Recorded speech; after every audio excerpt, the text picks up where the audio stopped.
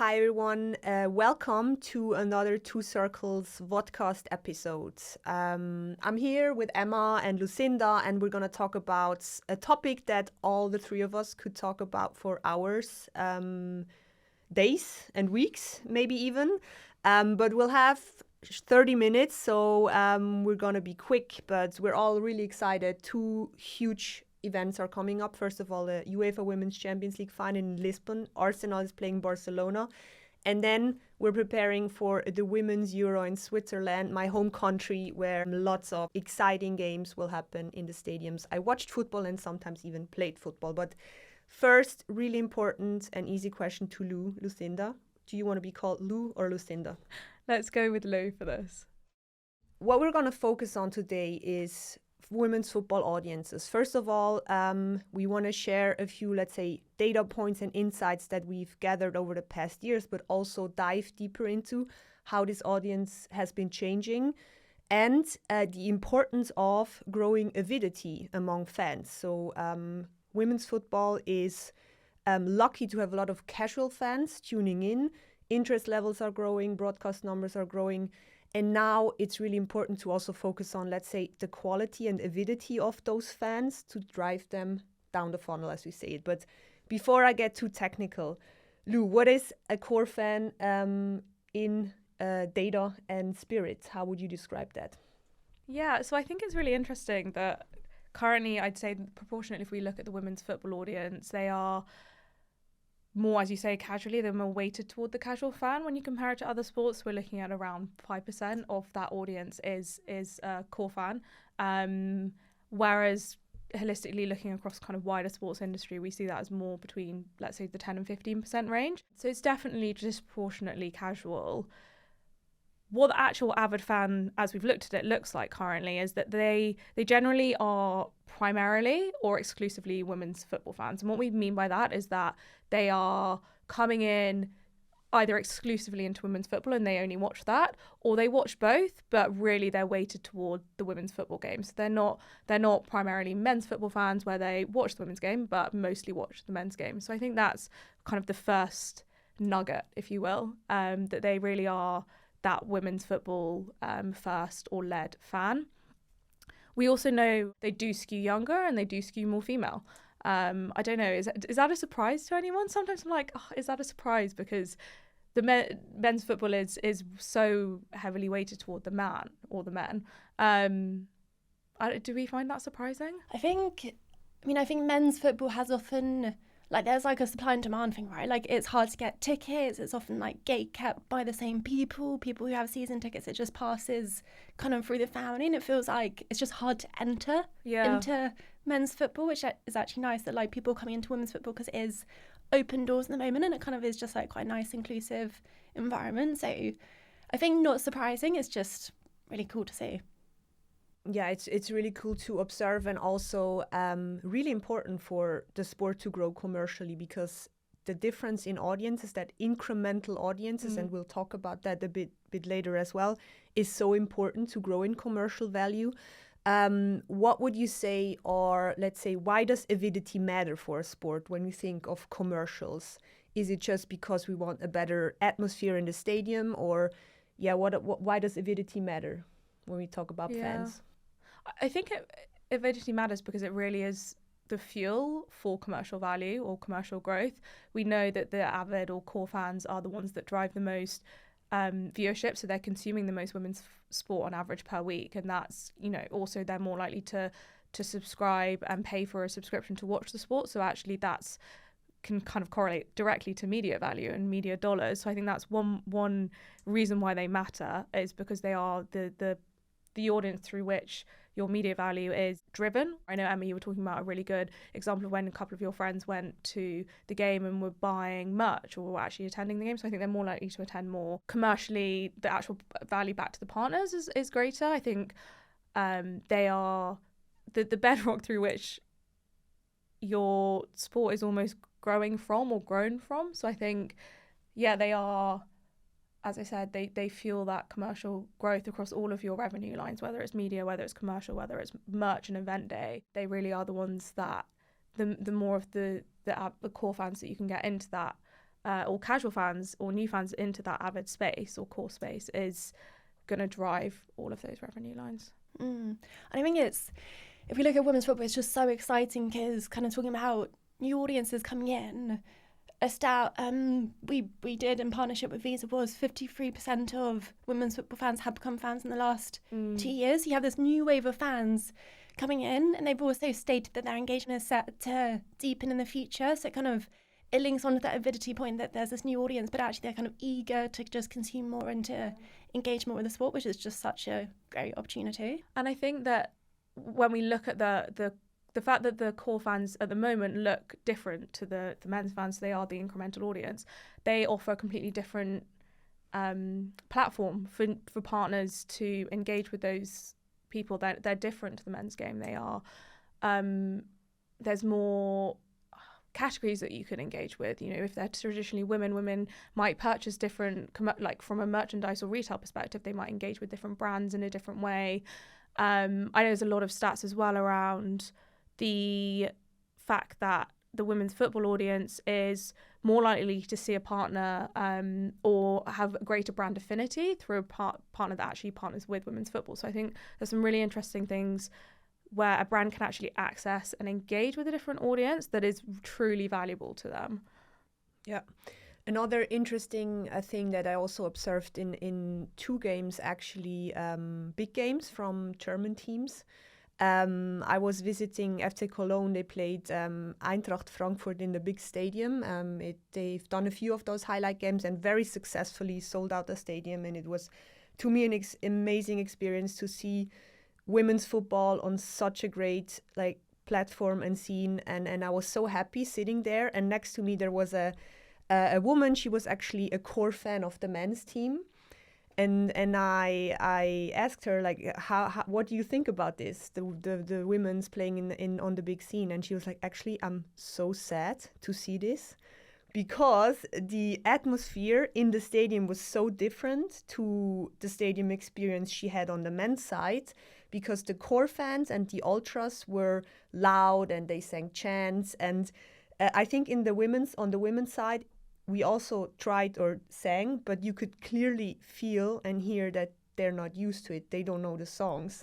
I feel like there's also some sort of learning process in that. So, and it just felt like it's just all pretty new to those fans to see women's football on that scene. And while it was an amazing experience for me, she was lacking that atmosphere of core fan singing. Do you think this is just developing in football now, or is it because they're new fans, as you mentioned, or where is that coming from?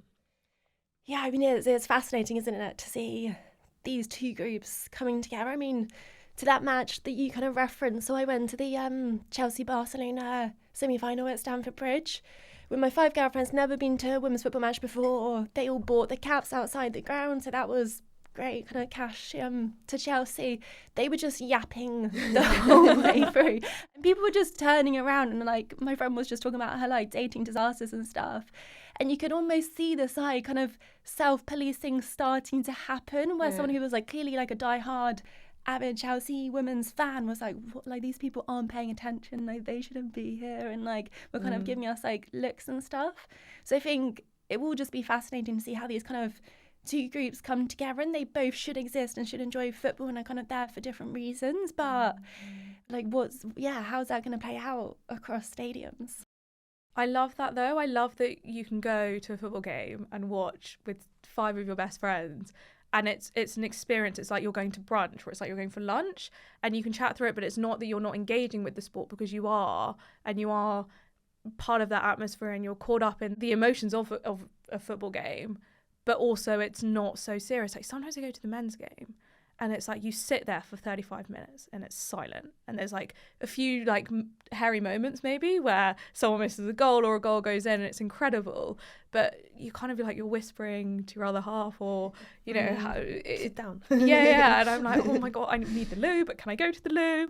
And again, it's not the one's better than the other. It's different. And I love that you can go and have that experience at a women's football game, and it really does feel more inclusive, more accessible, and more like just a great day out. Not that I'm saying the men's game isn't a great day out, because it is. It's just a different great day out. Yeah. And after that match, they were like, "When's the next match? Like, when's the next thing?" And I was like, "Okay, amazing. Like, you didn't pay attention at all, but like you want to go again, and like again, that's kind of money that's going to go to whichever club. So that's just so cool to see." Yeah, that's so interesting. Apparently, they had a great time. I was thinking about the other day, how much control do you think a rights holder or a club or a league should actually take to define that set of audience or steer it in some way? Because there are, let's say, good things about the cores and the ultras, because they come to your games, they sometimes travel to your away games, they make sure it's a great atmosphere in the stadium. But then there's also in a lot of leagues across Europe problems with violence inside and outside the stadium of ultras and core fans, or online hate against players. Especially female players are much more exposed to that. So would you say the rights holder should take control over that, or basically just open the doors to everyone and see what happens? Is that the kind of the ultras within, I guess, the men's game? Because right now I don't think you have that same culture in the women's game. Absolutely. Do we want it? Do we want it? Oh, good question. That is a big question. I do think there will be just quite a lot of like fan self-policing in this, and I guess if we talk about the incremental audience who are kind of new to football, and then the audience that are converting across from the men's side, I think some of the motivations for that group to convert across are because it's a different experience, and instead of like going to the pub before and sinking 5 pints and being there with their mate, massively stereotyping, not everyone does that, but they'll come with like their family, and they're coming to women's football for a different reason. And like I think about, probably shouldn't say this, but like my brother, how he behaves at a men's football match is very different to how I've seen him behave at a women's football match. So I also think some of those people who might, I don't know, be like behaving in a way that maybe women's football we don't want to start to see, them attending with their kids at a women's football match, I think they're going to be a completely different person. So I would like to think the problem won't be that big. I'm sure there's still going to be a bit of a problem to kind of figure out, but I almost think like the fan base itself will self-police it, because they'll be the minority, and then the fans just aren't going to kind of put up with that and want that. Yeah. What's your thing on that, Lou? I completely agree. I mean, my hunch is that a large percentage of the ultras in the men's game might not be the ones that are converting across into the women's game. And if they are, as Emma says, it's for different experiences, it's for a different reason. But I do also think that the leagues, the clubs themselves can, within the women's game, put maybe more stringent measures and actually have more checks and have more policing with this audience, because it's not something that's kind of deep rooted and established. Whereas I'd argue that maybe within the men's game it is something that's really deep rooted, because it's been around for years and years and years. Actually, there is an opportunity that if we do start to see that coming through, that they can step in and actually make a decision that they don't want that to be part of the women's game, and actually let's draw a line and say no and manage it that way. And my perception of the women's game is that we don't want that degree of violence maybe coming across. I'd say that we don't want that, but it doesn't mean we don't want rivalry and passion, because we know that that's such a kind of core feature of driving, ironically, the core audience. Yeah, I also think just like stadium design and configuration will be super interesting. And obviously there's lots of reports of football clubs coming out and saying they've got ambitions to build purpose-built stadium.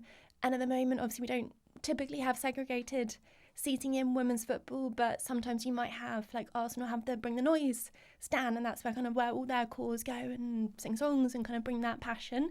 So I think just seeing how stadiums are designed for different groups, and how kind of, if you want a certain experience, you can sit with people, like-minded people who also want that experience, is just going to be interesting to see what happens in the future. So what you're saying is basically, yes, we want rivalry, we want passion in the stadium, but we also believe that just because the product is designed differently and the match day experience is different, that it first of all doesn't really attract those audience. But if it does, what happened sometimes also for the big German clubs is they need to be really strict in communicating this is not the game day experience we want for our women's team, and work with what you mentioned with Arsenal, different sectors in the stadium, so each fan group can almost like find their community and have an enjoyable day out in the stadium. Because, sorry, one final thing. Yeah, sure. Those rivalries are also just massive opportunities to boost attendances. Mm-hmm. So I think it was the Newcastle-Sunderland match this season got 38,000, which is a huge number, obviously, for the Championship. It kind of just blew out any previous records. And I haven't heard kind of any rumblings of any trouble at that match. So it feels like, yeah, like policed in the right way. And if people are kind of going to those matches with the right attitude, it's also such a good opportunity to kind of showcase what women's football is all about and how we can do rivalries. Mm-hmm.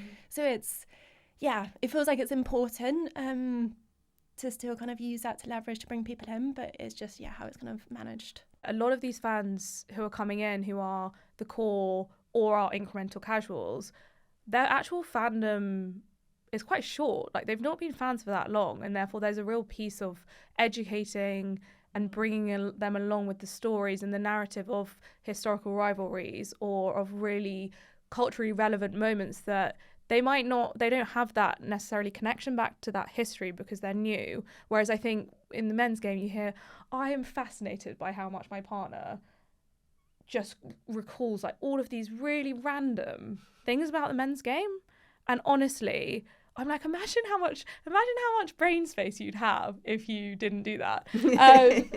But that it doesn't. I'm not saying it doesn't exist. It probably does exist within a very small minority of the women's football audience. But actually, how do we build that and actually nurture that knowledge and help people find those connections back with history or back with the rivalries or back with these moments in time that are really, as I say, culturally relevant to help drive and deepen the avidity or the relationship with that sport and actually nurture that fandom, because fans are young in there or are in their infancy in terms of relationship with women's football often.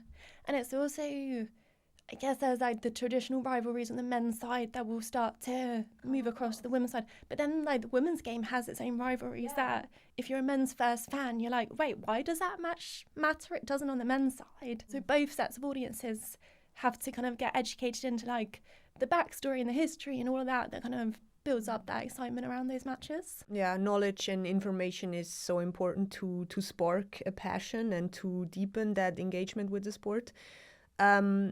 We already touched upon it a bit. What are actually stuff you can do about the product to draw in and nurture that core fandom? We talked a bit about game day experience and seating. Is there anything else that you discussed with your clients or that you recently saw on the market? How does women's football cater to that core audience today? It's a big question. It might be worth, I guess, probably the question before that question, which will then help answer that question. Lots of questions. I want answers, Emma. Like, what motivates those fans? So, for example, if we think about the incremental audience, often, I mean, this is like completely like me as a fan, like the Women's Euros just swept me away, and obviously, not to rub it in, it helps that the Lionesses won, and it just like obviously took our country by storm. So it feels like this audience is really motivated by major tournaments, national success, just the kind of different, unique fan culture, the ability that it welcomes just new different groups into the game, and like different groups that perhaps didn't feel welcome in the men's game now kind of find a home within women's football. But then if you think about on the other side, the kind of men's first fans that are starting to convert across, it is the club affinities, is the love of football. It probably is they're seeking something a bit different to perhaps have different experiences with different people. Maybe they can't get tickets to the main stadium and suddenly they can on the women's side. But I guess there's a bunch of different motivations that look quite different, which would then impact the types of products and experiences we would typically put on to cater for the different groups. So I didn't answer your question, but we're getting there. To even more specifically, if you were the CMO of a big football club, global brand, you'd have a men's team and a women's team that is growing and attendances are growing, and you can see that the potential is huge. The men's fans have a season tickets. We offer season tickets. So bundled tickets with reduced pricing, and you always have access to your seat, etc. Would you offer the same thing now for your women's team? It's a big question, but I think so. I think it's a really exciting thing that women's football is able to do. Like, they're able to kind of have, to some extent, a blank canvas to actually define and work out what their proposition and product is, and rethink their hospitality experiences, for example. So I'm almost like, do you keep your core product ticketing offering the same, or at least quite similar? And actually the way you offer these new experiences is through kind of other routes, like your hospitality product. Like, I have a hypothesis that the men's hospitality, it is what it is, and it sells out every single time in most cases because of that desire, that need, that I can't get a ticket anywhere else, so actually I have to pay for hospitality in some instances, or it's just kind of, it sells out. I wouldn't say necessarily the hospitality experience in the men's game is exceptional by any means. It's good, like it serves a purpose. The women's game don't have that. They don't have that at the moment, sellout mentality or ethos. So they can actually do something quite cool with their GA Plus offering, or their additional space that they have, or their hospitality, and actually reimagine what that product is and test things, test and learn.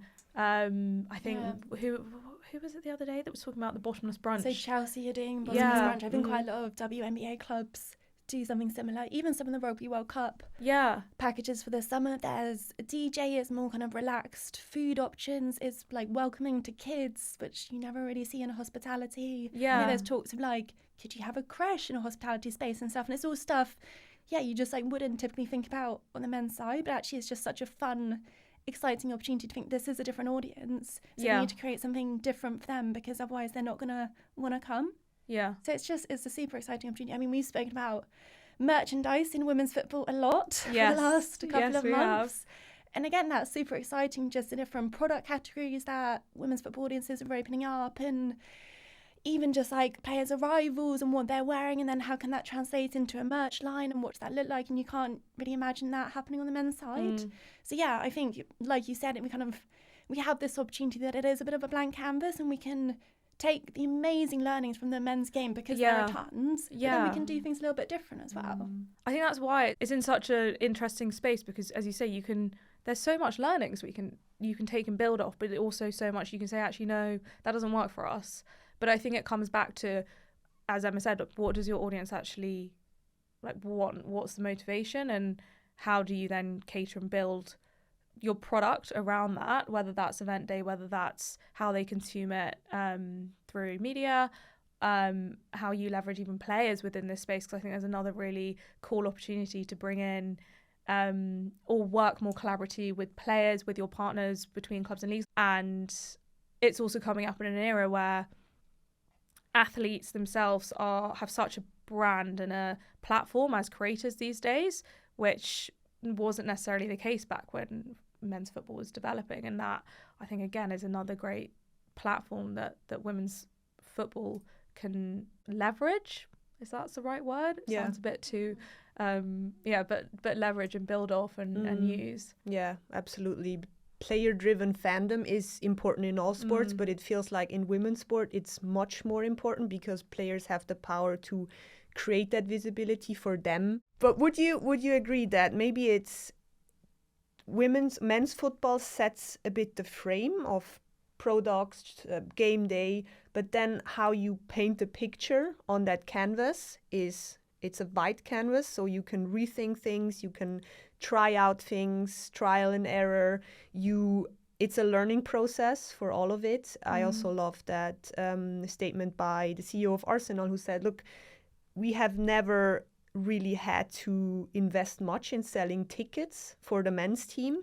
And now for the first time, the organization is actually learning how to market tickets, because they need to fill the Emirates for the women's team. So I love that way of thinking about it. It's an opportunity to try out things. It's also being humble of not everything we do on the men's side actually works on the women's side. So would you agree it's a bit, the frame is set, but then paint the picture? New colors, new forms, Maybe different canvas even. different canvas. Yeah, Okay, interesting. Yeah, no, I think, that's completely right. And I think, like you said, it's kind of, we haven't had to work hard to sell tickets on the men's side. It's more just been managing ticket operations. But now it's kind of, we have to really sweat our known audiences. We have to go out and we have to reach those new fans that perhaps don't have those club affinities. I mean, I think even affinities in women's football is kind of interesting, and we're seeing that women's football fans are less likely to have an affinity with a club, and they're kind of more likely to bounce around and enjoy different clubs, or maybe be a bit more player first. And even those fans that do have a club might have multiple clubs or kind of a second, third club. I mean, that's myself. I'm a Brighton supporter, Brighton men's and women's supporter, but I live close to the Emirates and I can't help but get swept away with like the cool stuff that's happening there. So I think we do just need to get creative. We need to think about different marketing approaches, different ways to reach these new audiences. So it's fun. Yeah. I was thinking something really interesting about the kind of current audience versus the future audience, because you've got kind of younger children and kids coming up who might actually, their exposure is across both men's and women's, whereas a lot of us when we were growing up, I mean, like, let alone women's football, women's sport wasn't really a thing when I was growing up. But now it's these young children are coming up and they actually have exposure to both women's and men's, and that's if they're coming through a club, they support both equally. As we've just spoken about, actually that might not exist within kind of our age group or demographic or older. It might, but it's a lesser extent. So I kind of wonder how that's going to play through, and what that means for women's football, in that you have young people coming through who love both and they have a really big affinity to both.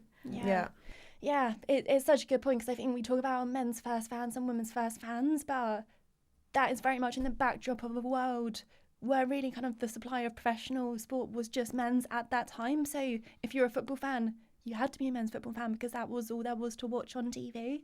But as you say, like, kids growing up now will have options, and I think kids will kind of just see football as football. And it was actually something, again, that came through in the research we did with Visa. 64% of fans of women's football who are aged between 18 and 34 basically said they could imagine a world where football was just football and we wouldn't differentiate between men's and women's football, but that percentage was a lot higher for that age group versus the kind of plus 34 age group. So I think it's as you say, it's just these kids grow up and they're like, I like football and I could like both, or I might have a preference, but it's kind of theirs to choose. Yeah, that's so great to see. And as you said, we're just at the beginning of it. So if you look back 3 years, audience growth in women's football, how the next 3, 6, 10 years look like, and who the core audience is made up, it will be extremely exciting, and we're looking forward to see that develop.